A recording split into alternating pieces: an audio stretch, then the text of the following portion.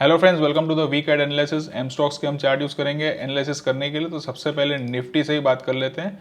तो निफ्टी में जैसे मैंने आपको लास्ट वीक भी बताया था कि हम बुलिश रहेंगे, जबकि ऑलमोस्ट ज़्यादातर ट्रेडर्स बेरिश साइड पे थे या ज़्यादातर एनालिसिस बेरिश साइड पे ही आपको देखने मिली होगी सब हर जगह। But then the trend was intact और मैं आपको बताया था कि हम ऊपर जाते हुए देखेंगे। इनफैक्ट बैंक निफ्टी की भी बात हुई थी। एंड तो निफ्टी में फिलहाल जो व्यू है दोस्तों, वो मैं आपको अगर बताऊं तो निफ्टी में जो दिख रहा है अभी चार्ट पे, आप देखोगे तो काफ़ी ये चॉपीनेस वाला रेंज था और इस रेंज के बाहर निकलता हुआ दिखा है। बट देन ये जो चॉपीनेस होती है, इसमें क्वाइट पॉसिबल है कि वापस से थोड़ा चॉपी होके ऊपर जाए। ओवरऑल व्यू अभी भी बुलिश है और मेरी एनालिसिस पॉजिटिव साइड पे ही रहेगी। I am bullish about the markets yet. और ओवरऑल आप स्ट्रक्चर देखोगे तो धीरे धीरे ऊपर ही जा रहा है। तो क्वाइट पॉसिबल कि आपको 17,700 के आसपास कमिंग वीक में अगर कोई अपॉर्चुनिटी मिलती है तो वो एक सपोर्ट की तरह वर्क करेगा।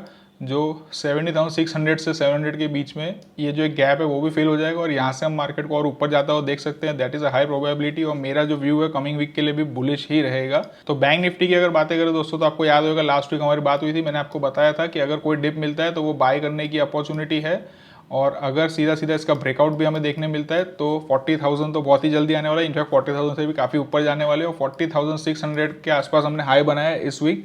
सो अभी भी जो व्यू है दोस्तों वो बुलिश है। बट देन ये एक एक्सटेंडेड लेग हो गया है तो क्वाइट पॉसिबल कि कुछ थोड़ा सा पुल बैक आए, थोड़ा सा करेक्शन आए और अगर वापस कोई 40,000 के आसपास रिवर्सल स्पॉट होता है तो ये एक बाय करने की अपॉर्चुनिटी होगी, क्योंकि जो ओवरऑल ट्रेंड है दोस्तों वो अभी भी बुलिश ही है और मेरे लिए जो स्ट्रक्चर है वो बुलिश तरीके से ही प्ले आउट कर सकता है। That is a quite high possibility. तो मेरा व्यू कंप्लीटली बुलिश रहेगा बैंक निफ्टी में भी। अब कुछ स्टॉक्स की बातें कर लेते हैं दोस्तों। तो अगर स्टॉक्स की बात करें, सबसे पहले एक हेवेल्स करके स्टॉक है, उसकी बात कर लेते हैं।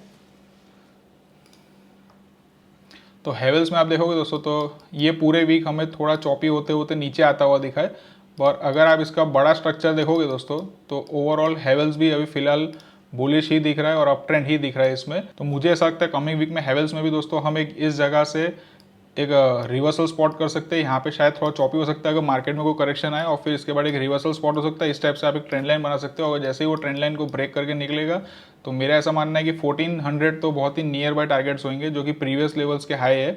तो 1400 बहुत ही नियर बाय कमिंग वीक में हम हेवल्स में भी आता हुआ देख सकते हैं। That is a quite high possibility. लेकिन अगर इस स्ट्रक्चर को ब्रेक करके अगर वो नीचे निकल जाता है देन फिलहाल इसको हमें ट्रेड नहीं करना है बुलिश साइड पे। ये हमारी एनालिसिस के लिस्ट से बाहर हो जाएगा।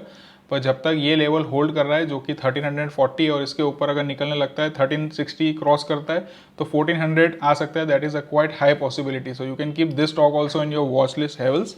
और दूसरे एक स्टॉक की हम बातें कर लेते हैं जो कि है टाटा कंज्यूमर। तो टाटा कंज्यूमर में भी दोस्तों आप देखोगे तो सेम इसी टाइप का स्ट्रक्चर दिख रहा है, एक अप ट्रेंड ही दिख रहा है मुझे। और क्वाइट हाई पॉसिबिलिटी है कि अभी हम जहाँ पे है वहाँ से उसके आसपास से हम रिवर्सल देख सकते हैं, क्योंकि लास्टली हमने देखा था ये एक जो जोन था दोस्तों एज अ रेसिस्टेंस वर्क कर रहा था हेवल्स के लिए। इधर से भी रिजेक्शन आया था, इधर से रिजेक्शन आया था, इधर से रिजेक्शन था और ये फाइनली एक ब्रेकआउट था और ये ब्रेकआउट के रेंज को रिटेस्ट कर रहा है। इस टाइप से हम जज कर सकते हैं। तो अगर यहाँ से कोई रिवर्सल मिलता है so it is also good opportunity to go long.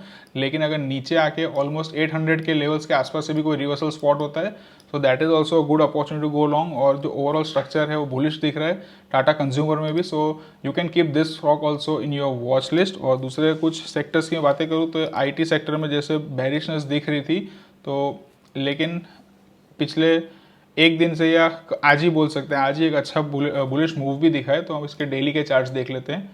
TCS और विप्रो दोनों के डेली के चार्ट्स थोड़े अभी अच्छे दिख रहे हैं। तो अगर आप देखोगे तो दोस्तों ये जून का लो था, ये जुलाई में एक लो बना था और ये लो को अभी तक हमने ब्रेक नहीं किया है। और इधर से वापस से ये कुछ रिवर्सल जैसा दिख रहा है। आप इधर क्लोजली आके देखोगे तो एक बुलिश कैंडल भी दिख रही है और कैंडल स्टिक फॉर्मेशन की अगर आप बातें करोगे तो ये जिस टाइप का पैटर्न बन रहा है यहाँ से इसको एक रिवर्सल ही बोला जाएगा। तो क्वाइट पॉसिबल कि हम TCS को कमिंग डेज में वापस ऊपर आता हुआ देख सकते हैं और एटलीस्ट 3400 के लेवल्स तक तो हम एक्सपेक्ट कर सकते हैं। That is a quite high possibility. So TCS bullish रह सकता है कमिंग वीक्स में। This is one analysis which I have. और सेम इसी सेक्टर में विप्रो एक है, उसके भी कुछ इसी टाइप के चार्ट्स दिख रहे हैं मुझे। But then TCS is a better bet than Wipro, ऐसा मुझे लग रहा है। पर अगर विप्रो की भी बातें करूँ दोस्तों तो ये आप देखोगे ओवरऑल IT सेक्टर में जैसे कुछ बेरिशनेस आई थी तो काफ़ी एक बहुत बड़ा फॉल आया है विप्रो में। और एक्चुअली तो देखने जाओ तो विप्रो अभी जिस लेवल्स पे है it is a very bargain and a good opportunity. अगर आपके पोर्टफोलियो में आपको विप्रो होल्ड करना है तो this is at a very good level. और इसके बड़े चार्ट्स में मैं आपको बताता हूँ। मंथली चार्ट्स पे आ जाते हैं, मंथली नहीं वीकली आ जाते हैं, मंथली तो बहुत बड़ा हो जाएगा, ओके वीकली चार्ट्स पे आ जाते हैं। तो वीकली चार्ट्स पे जो स्ट्रक्चर है दोस्तों वो आप देखोगे तो ये एक ऐसा जोन था जहाँ पे काफ़ी देर होल्ड किया था ऊपर जाने से पहले, और फिर इसका ब्रेकआउट करके ऊपर गया था, और एग्जैक्टली इसी एरिया में हेवल्स आता हुआ दिख रहा है। तो अगर इसी टाइप का स्ट्रक्चर बन सकता है यहाँ पे थोड़ा होल्ड करके फिर ब्रेकआउट करके वापस से ऊपर निकल जाए, that is a quite high possibility. तो आप विप्रो को भी अपने वॉच लिस्ट में रख सकते हो पोर्टफोलियो के लिए। बट देन अगर आपको फिलहाल वीक हेड की एनालिसिस की बात करूँ तो विप्रो में भी सेम मुझे TCS की तरह नीचे कंटिन्यूस सपोर्ट्स बनते हुए दिखें, जो कि यहाँ से सपोर्ट मिला, यहाँ से भी ऑलमोस्ट एक कैंडल नीचे आके सपोर्ट मिला, इधर से भी ऊपर गया और इधर से भी सपोर्ट मिला। तो एक कंसिस्टेंटली ये जो एक जोन है वो काफ़ी बार टेस्ट हो चुका है और ये इजीली ब्रेक नहीं हो रहा है, इसलिए हम ऐसा बोल सकते हैं कि यहाँ से विप्रो में भी कमिंग वीक में कुछ रिवर्सल हम देख सकते हैं, और एटलीस्ट ये जो 435 के लेवल्स हैं वो हम आते हुए एक्सपेक्ट कर सकते हैं, 435 टू 440 के लेवल्स कमिंग वीक में या उस नेक्स्ट कमिंग 2 वीक्स में। So this is also quite high possibility, so you can keep this stock also in your watch list.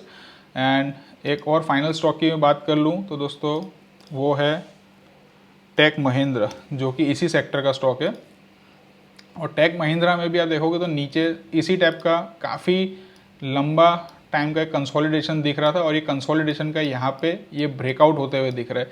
So take Mahindra में भी कमिंग वीक में हम एक बुलिश मूव देख सकते हैं और बुलिश साइड पे अपने एनालिसिस रख सकते हैं। These were some stocks for the coming week guys, and this video is sponsored by M stock, so I just give a shout out to M stock. M stock is a broking firm जिसमें कि आपको 0 brokerage में life time तक trade करने को मिलता है with a fees of 999 plus GST, और मार्जिन ट्रेडिंग फैसिलिटी भी आपको यूज़ करने मिलती है जो कि इंडस्ट्री में सबसे लोएस्ट में मिलती है 7.99% में। मार्जिन ट्रेडिंग फैसिलिटी क्या होती है कि जैसे अगर आपके पास 50,000 है पर अगर आप 2 लाख रुपीज़ की स्टॉक्स बाय करना चाहते हो तो 1.5 लाख जो है वो एज अ मार्जिन आपको मिल सकते हैं इसमें, और उसमें आपको जो इंटरेस्ट होता है वो पे करना पड़ता है। उसके बहुत सारे अलग अलग क्राइटेरिया है, बट देन अगर आप कुछ हायर अमाउंट की बातें करो तो 7.99% इंटरेस्ट लगता है, which is the lowest in the industry. So you can check out M stocks, I will just put the link in the description box guys. And this was for today, I hope you enjoyed the video. See you guys. Investments in securities markets are subject to market risks. Read all the related documents carefully before investing.